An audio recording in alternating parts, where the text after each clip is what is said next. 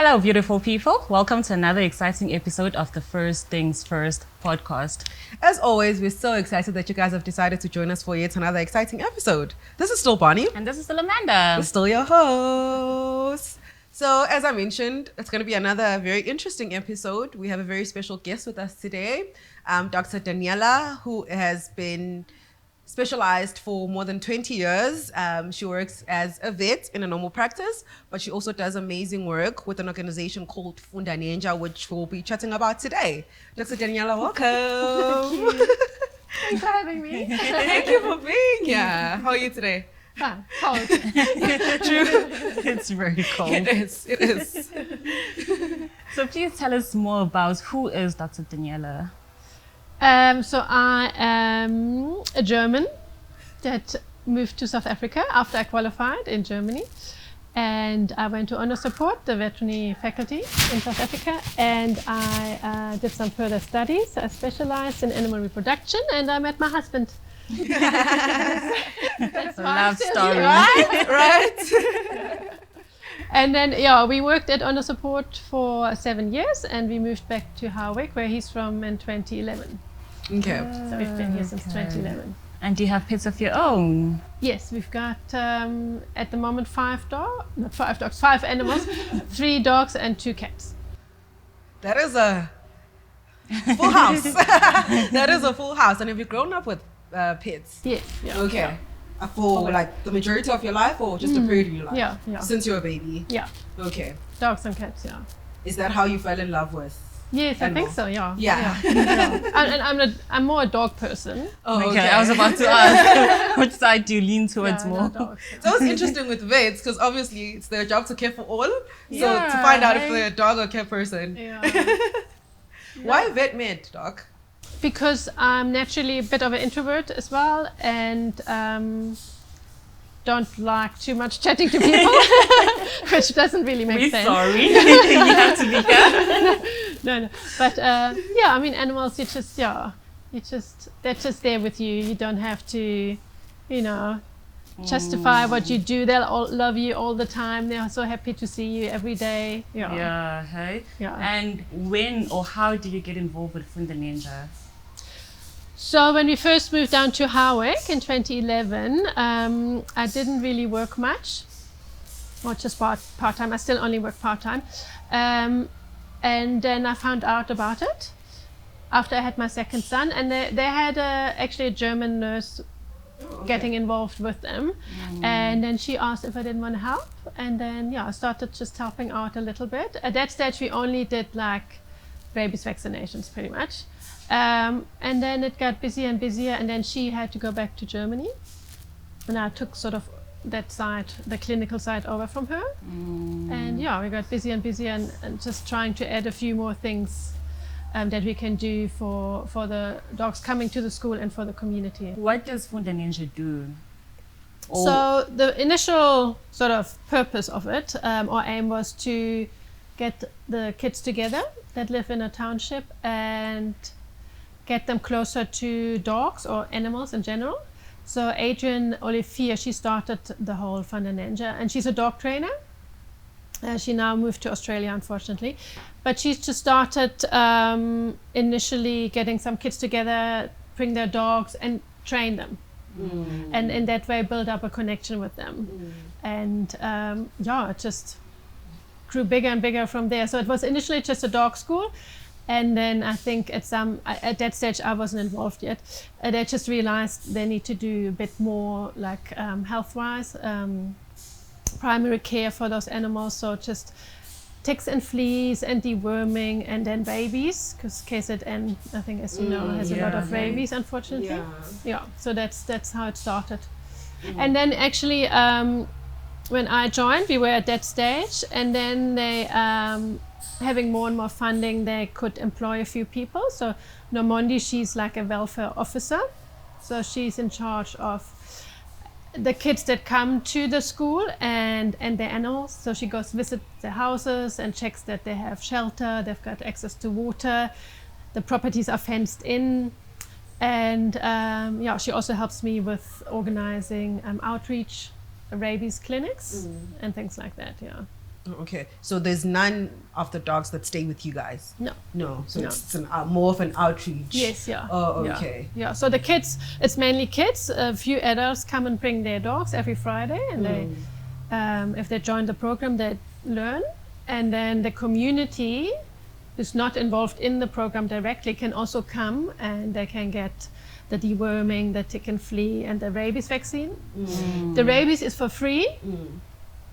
We used to give the tick and flea and the deworms also for free, but now we're charging a little bit. It's just like £5 just for a bit of, accountability. Yeah, and, that is for dewormer. yeah. And now we're also doing 5-in-1 vaccination, so for the 5 most common viruses that the dogs can get, and it depends. We try to charge a bit. But sometimes if we have a sponsor who says, I would like this money to be used for vaccinations, then we can get a bit more and either give it for free, or if we get near expired stock, we can also maybe use it for free. And then we just do all the puppies. And that is really amazing work that you guys are doing, especially in a township setting where a lot of people wouldn't be so educated to like how to properly care in the basic way that dogs need care for. But it's taken, it's been going for 15 years. So it's taken a while, for people to also to catch on. But I think now we're in a really good spot where people know how to look after their dogs, and they know that they can come in, and if there is something wrong, we can't always deal with everything. But then we can either send them to the SPCA, or that you have the money, we can send them to a private clinic. Yeah. That is really amazing work. So you guys see a lot of cases. What are the most common ones that you would see coming in? I must say we don't see a lot of sick dogs. We see like just maybe bites or cuts or things like that.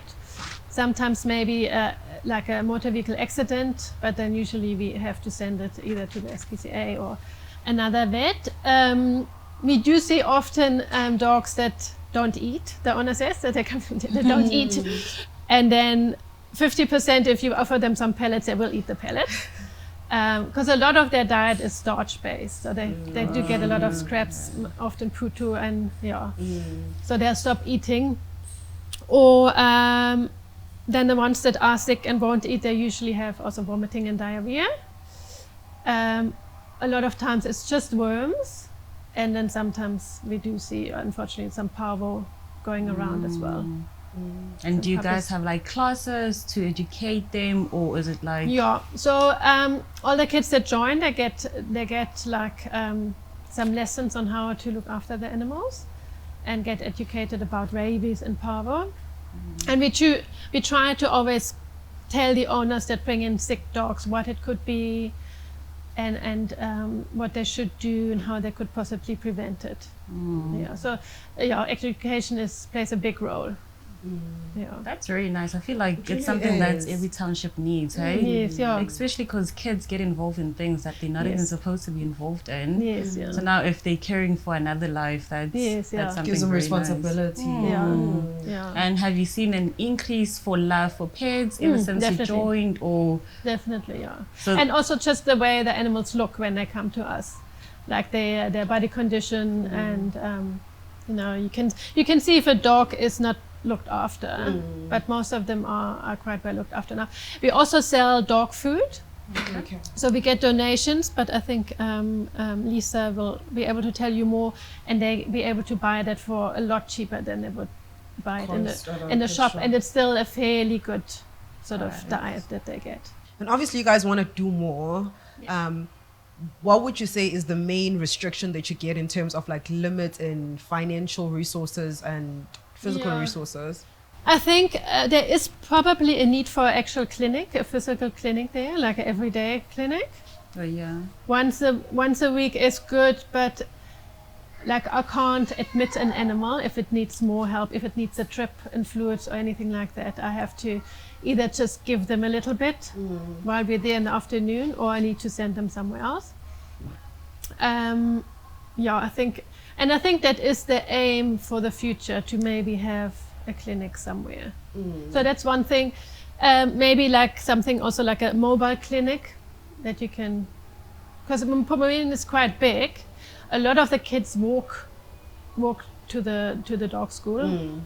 And they sometimes come from far. Like they walk like 5 kilometers and then they have to go walk back as well. Okay. So it'd be nice to kind of spread it a bit more. We do outreach clinics, but that's mainly just to vaccinate for rabies. Okay. And then we go out a bit further. Okay. So I think the mobile clinic will also motivate them more, hey? Because now thinking about 5 kilometers walk, and now you have to it's take tough your for sick little- dog, Yeah. and your dog is unable to walk. Yes, So I think that will definitely help, hey? Yeah. And you also did mention something about parvo. I've also heard there's something called coccidia. Yeah. So could you please just tell us what is the difference between parvo and coccidia? And have you guys seen any patients with coccidia at Popomin? So coccidia is a parasite, like other worms. It's not a worm, it's just like one single organism. But dogs can pick it up in the environment. It can cause similar symptoms like parvo, vomiting, diarrhea, lethargic. They can get fever as well. But it's not as bad as parvo. And you can treat it quite easily. Sometimes it can take a bit of time to get rid of it, but generally dogs don't die from it. No. And I must say we haven't really diagnosed any dogs with it because you need a special test for it. Okay. Or at least a microscope that you can potentially no, I don't think you can see coccidia with a microscope, but there are snap tests that you can test with. And we don't really use those. So it's kind of hard to know. But if there would be a dog coming in on a regular basis and the owner's complaining about diarrhea and the dog isn't doing too badly, but has diarrhea, ongoing diarrhea, then I would suspect it's coccidia. And your normal deworming doesn't really work for that, so then you'd have to give another antibiotic. But you can treat it quite easily. Parvo, on the other hand, is much worse. Like you get really, really sick puppies. Also vomiting, diarrhea, which is usually bloody. They really don't do well. A lot of them are just come in collapsed or like very dehydrated and not doing well. And there you really need to. The best is to actually put them in the hospital and put them on a trip, and give them intravenous medication, because often they are vomited up again or. So you often need to inject it or medication doesn't usually work, which is difficult because when we see a dog come or a puppy, it's mainly puppies that come in with it. There isn't much I can do for them. I can give them some fluids under the skin and give them antibiotics to take home with or antiemetics so they don't vomit. But that's all I can do, and often I send them home and I do kind of expect them to actually not make it, which is quite sad.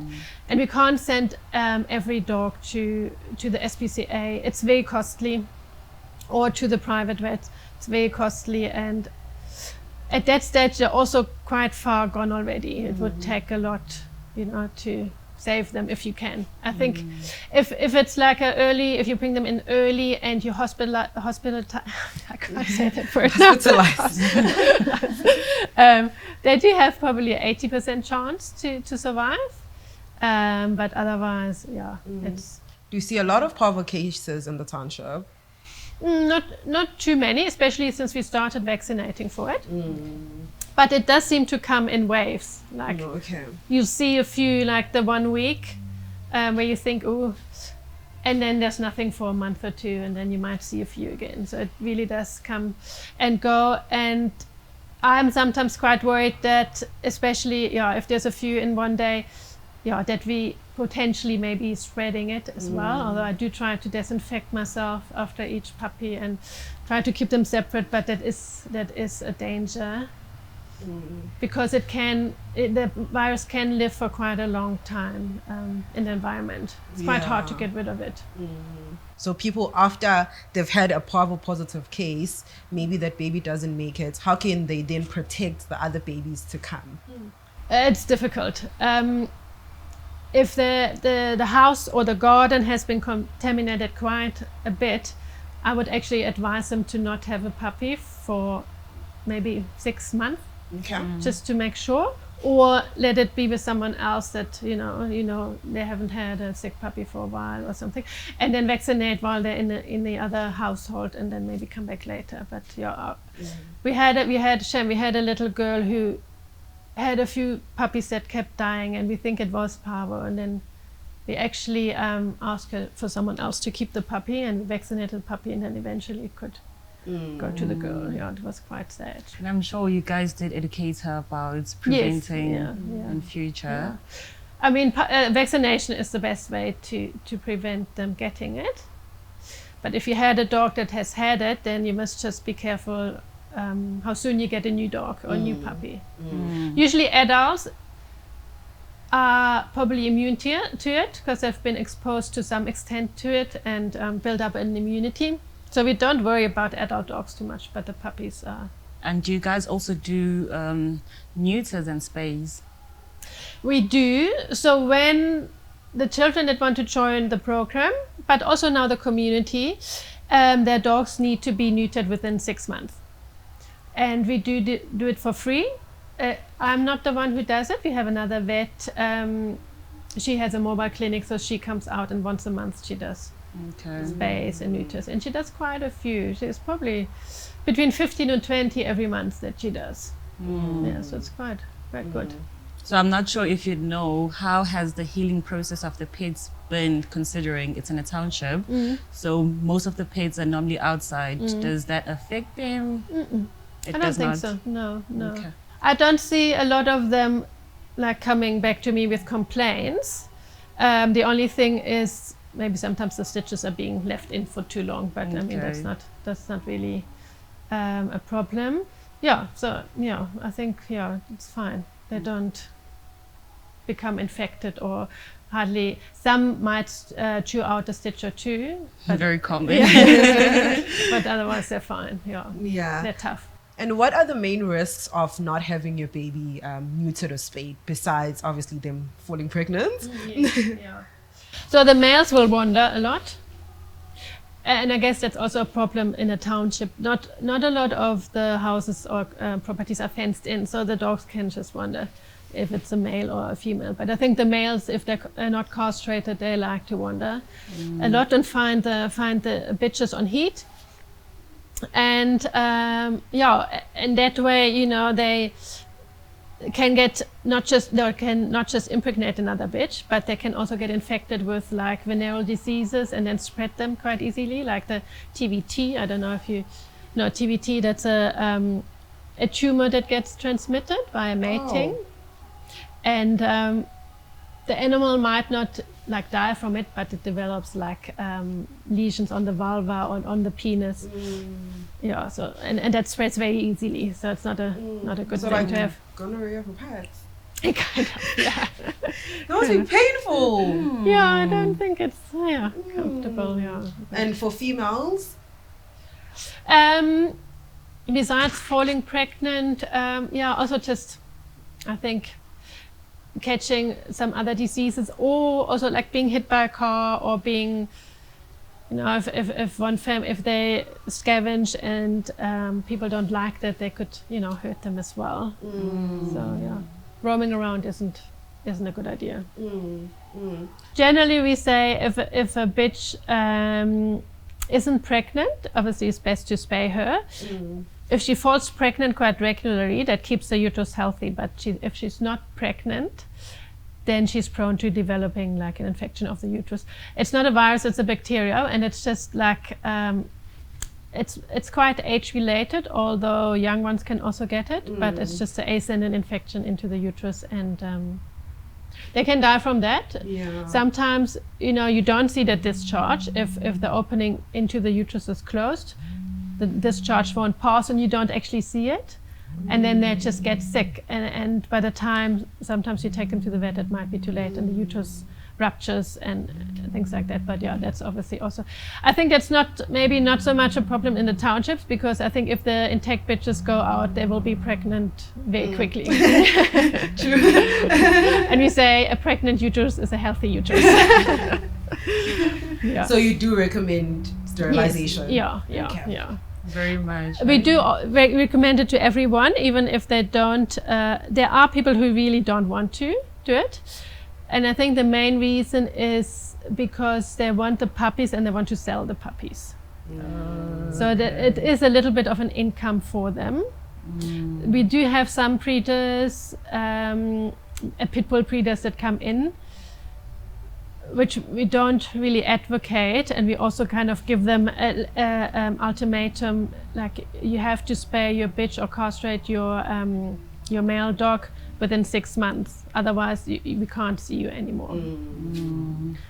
And it seemed to work quite well, but it also comes and goes in waves. Sometimes they don't come and then they come again. So while we're still speaking about sterilization, just to check, so if a female is spayed, they don't get pyometra? Okay. Because the pyometra is in the uterus. So if you take the uterus out, can't happen. And I know you said you don't see a lot of like clinical cases, but what would be the most one that you guys see? Is it mostly just like, I know you said it's dogs that are not eating and things like that. In terms of like viruses, which ones are? So besides parvo, sometimes distemper, which is more like a neurological or respiratory tract infection. So if you see dogs with like a discharge from the nose or the eyes, sometimes their temples twitch a bit. That points towards distemper, and it's also quite quite a bad one and also highly contagious. But it's also one that's covered with that vaccine, with that 5-in-1 vaccine. We don't see that too often. Mange we still see sometimes. And then just like effects of the worm load, like vomiting and diarrhea due to just having a lot of worms in them. But we just try to, like all the puppies get a deworming, but sometimes one is not enough, so they have to come back like a week or two later, and we need to give them another dose. I think those are the most common ones. We do see sometimes dogs with allergies. You get some that come back all the time because they need more cortisol. Skin allergies. Being itchy, And I'm sure allergies are like more difficult to manage. They are, hey? Because you have to give it every day pretty much. Unless it's seasonal, but generally it's like all year round. And it can be quite frustrating for the owner as well. And obviously it's not nice for the dog. The dog as well. And for someone who's hearing about distemper for the very first time, what symptoms should they look out for? Also not eating and being depressed, and then discharge from the nose and ocular discharge, so from the eyes, crusty eyes. And so that's more the respiratory tract form, and then you get a neurological form where the muscles just start to twitch, mostly on the head, the muscles on the head, and then they can become like ataxic, where they can't actually move anymore and can't walk or things like that. And does that affect in terms of age, or does it affect usually puppies and adults? Yeah, mainly puppies. Vaccinated dogs, they're covered, and older dogs are much less likely to get it. It mainly affects the puppies as well. And how badly does it spread? Is it as bad as parvo? Sure. There's a lot of contagious stuff going around. Have to vaccinate. And are any of these contagious to human beings? Except babies. So none of them, coccidia, parvo, distemper. Coccidia, I'm actually not too sure. No, I think coccidia is fine. Giardia is also like a parasite, but that humans can get. And then obviously rabies is the bad one that we worry about most, Sure, it's a lot. Right? And also the symptoms are very much the same. Sometimes you'd think it's parvo and it's something else, and you'd think it's coccidia and it's something else. Sure. And with you guys having very limited resources, it's very hard for you guys to actually figure out what's actually wrong. Yes, Besides, you can test for parvo, but for distemper, do you have like a snap test that you guys use? There is a snap test, but we don't really because we're quite busy during that time in the afternoon, we don't really use many of the tests, and the tests are also expensive. So we don't really do that much in terms of diagnostics. We just sort of go by symptoms and then treat for what we think it is. Okay. We did acquire a microscope not too long ago. So like in the summer months when it's tick bite season, biliary season, then that will help us to diagnose that, at least for certain they have it or not, and then we can treat for that there, because if the dog's not doing too badly, then just the treatment isn't too bad and they don't have to go to hospital. We just give them some injections and some medication to go home with and they'll be fine. But in bad cases we would have to send them. And obviously you're very passionate about the volunteer work that you do. What would be your hopes like for the future of Funda Nenja as a person who's so involved there? A clinic would be nice. For sure. You really want the clinic. That would be great, to just be there or have someone there every day, even if it's just like a morning or something. And then just maybe to have some, at the moment it's just me and then it's another doctor, in terms of going out into further communities, especially for the rabies, to do that. But it's a time factor to find the time, and then obviously the funding as well. And do you guys have like sponsors that are currently sponsoring you, or sponsoring everything, or do you have people that are sponsoring specifically, maybe like someone sponsoring for vaccines, another person tick and flea, and so on? Yeah, we do have quite a lot of private people who sponsor, who donate money. And then, as I said, they can either just donate money, or they can let us know what they wanted for a specific thing, like sterilization or vaccination. And then we do get funding from bigger organizations. One of them that we're working with now is Veterinary. But Lisa will also be able to tell you more about that. She does all of that.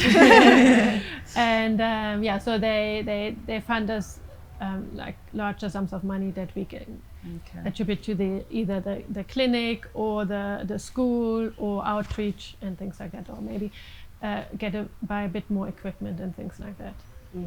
But those are also, they're limited to a certain amount of years. So every sort of, let's say 5 years, we need to find someone else to sponsor us, like with a bigger company, which can be quite hard as well. True, sure, man. And the work you guys are doing really does deserve to be supported. It's such an important thing to do, especially in the communities that you guys are doing it in, communities that are otherwise underprivileged and people are not as educated in terms of pet care. So guys, support. Yeah, I mean, they're taking kids off the streets, you know, and it has a big impact. And we had, I think a few years ago, we had like a seminar where people, because we had a lot of requests from people who want to start something like that, how to do it. So we had a seminar, and Adrian and Lisa organized it and gave talks about it. And I think there are people who want to do something similar. Which would be great, because it definitely has an impact on the community. And you might not quite see it like the first weeks or months, but it definitely has, and it will show if you can just do it continuously. Eventually. And I'm sure it obviously positively impacts the animal welfare as well, where you see a lot of skinnier dogs on the roads, but with organizations like Funda Nenja, people are more educated on how to properly feed their dogs. And there are more resources per se to assist with certain situations that they wouldn't otherwise have. So for them to get involved, if somebody wants to have a Funda Nenja in another township, they can obviously get in contact with you guys. Definitely. And would you recommend people do this as a person who's done it for a while? Yes, even if you so I guess it depends on which angle you want to aim at first. If you want to maybe start a dog school first to get into the community, or something else, it can be something else. to get into the community and gain their trust. And then, or as a vet or just a person who likes animals, and maybe speak to a vet who can come out once or twice a month, maybe even, or every week. Because you don't need much for that sort of thing. You start out little, and then you see how it goes, and then you can always add on. So you don't have to come with the full, like we are where we are now. It took a long time to get there. But just start out little, and ask people for help. Ask people for money. For sure. Local businesses might be happy. Yes, might be happy to just donate a little bit of money. Rabies vaccinations are free. The vaccines are free. So you just need to buy the syringes and needles, and that's all you need. Yeah. And maybe a table. Maybe a table. Maybe some chairs. So, Dr. Daniela, I know a lot of vets always have stories to tell. Do you have like a story where you can be like, okay, when I did this, I felt like, or I went home and I told my children, I told my husband about this story, maybe like a life-saving story or like an emotional story that you feel like it was a story that you can just share to everyone and be like, there are a lot of it's a memorable story. You see something every week that sort of warms your heart or breaks your heart. You can see that the kids are really attached to their animals, and like that little girl I was talking about that had the puppy with a parvo, and that died, and then she came back with another puppy, and I think she lost 2, and she was just heartbroken when those puppies died. And then it was nice that we could help her eventually get her dog that wasn't sick, and she came to join the program and went through the school. So that was really nice. And you can also, what's also nice to see the kids that are actually involved or went through the program and are now kind of working for Funda Nenja, or like they are volunteers, but they train now, they give classes. And you can see how they are involved in the community and invested in the community, and they sort out the little ones, they know the naughty ones, and they tell them how to look. So there's lots. I can't think of anything specific now, but there's lots of. It's very like every day. You can't pick one specific one, I'm sure, hey? Especially considering you're volunteering and you see a lot of sad stories I don't blame you. But Dr. Daniela, the work you guys are doing is really, really commendable, and we really wish you guys the very best, and we hope more people come on board and see the importance of this and the impact that it's having on the community as as a whole. You guys should actually come out sometime. Anyone for sure. Anyone is welcome to come on Friday afternoon. For sure. Definitely come. Definitely. And I saw like a few clips on your guys' Facebook page, like kids playing with their pets, doing agility, and I mean, like, that's very nice, hey? And you can even see on their face, because kids can't even hide their emotions. You can see on their face, like, okay, these kids are actually happy. They're enjoying what they're doing. So it's very commendable. Thank you. Big up to you guys. You guys are doing great work. So thank you so much for coming through and making the time, obviously, to come and speak and educate. We hope to chat to you soon again, if you would allow us. More questions. These are just lighter ones for now. So if you guys have any questions for Dr. Daniela, leave them below and she'll come back and answer them. So leave as many as possible so she comes back. Thanks for having me. It is awesome. A pleasure. Thank you so much. So thank you so much for Dr. Daniela for coming through once again.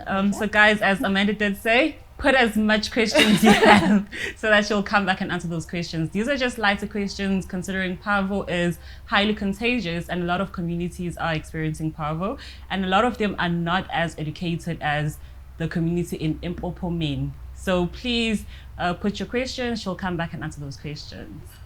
And please do like, share, subscribe on our Facebook page, and also do check their page. I think they have Facebook. Do you guys also have YouTube? No. So it's just Facebook. Go on their Facebook page. It's called Funda Nenja. Learn with a dog. Funda Nenja. So thank you so much for coming through. Thank you. And for us today, it's Bye. Bye.